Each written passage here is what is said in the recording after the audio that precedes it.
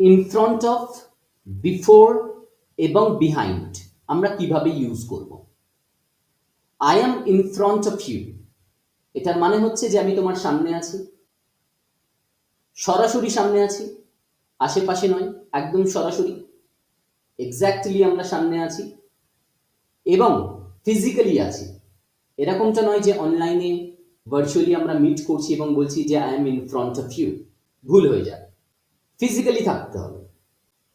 There is a car in front of you, তোমার exact সামনে একটা গাড়ি আছে, ফিজিক্যালি প্রেজেন্ট আছে ওখানে।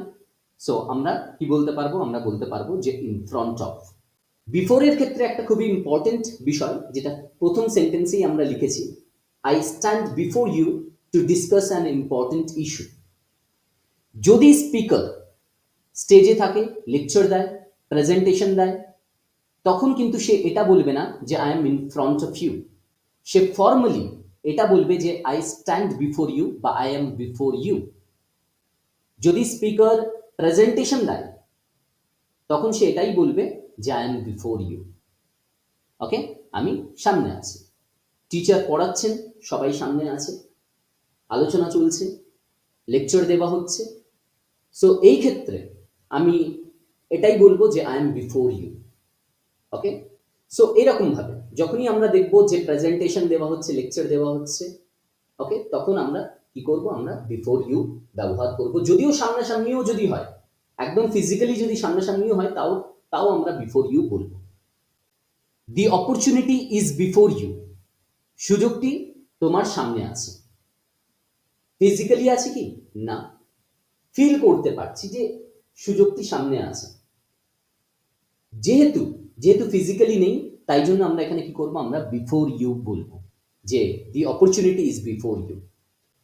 ওকে, বিফোরের আরো একটা কাজ হয়, সেটা হচ্ছে যে টাইম ওয়াইজ, অর্থাৎ সময় অনুযায়ী কে কার থেকে এগিয়ে আছে।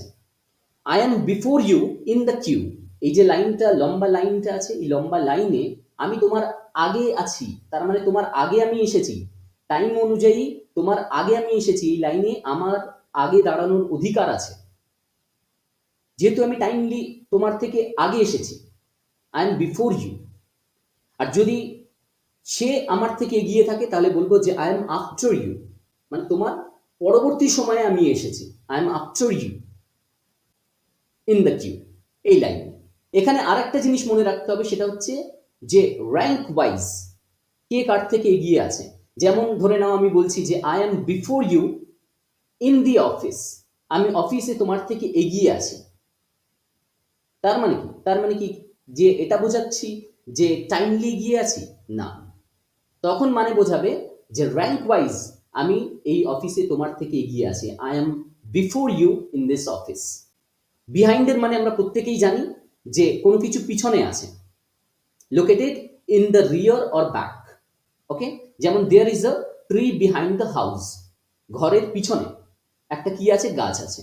There is a river running behind the hill, hill পাহাড়ের পিছনে কি আছে, একটা নদী আছে। The train was an hour behind, এটার মানে কি স্যার, এটার মানে হচ্ছে যে ট্রেনটা 1 ঘন্টা লেটে চলছিল। যদি লেটে চলে, দেরিতে চলে, তখন আমরা কি করতে পারি, তখন আমরা বিহাইন্ড ইউজ করতে পারি, অর্থাৎ সময় থেকে সে পিছিয়ে আছে।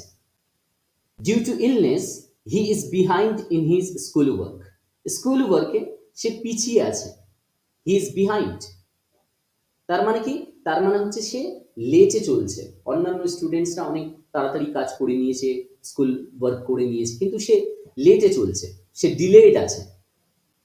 কিসের জন্য, ডিউ টু ইলনেস, শারীরিক অসুস্থতার জন্য। তাহলে আমরা এখানে বিহাইন্ড ইউজ করলাম, হি ইজ বিহাইন্ড মানে হচ্ছে সে লেটে চলছে। বিহাইন্ড আর একটা কারণে আমরা ইউজ করতে পারি, সেটা হচ্ছে আন্ডারলাইং রিজন। ওকে, অন্তর্নিহিত কারণ মানে force or cause. There is a deep meaning behind that painting, ওই পেন্টিংটির পিছনে কি আছে, there is a deep meaning.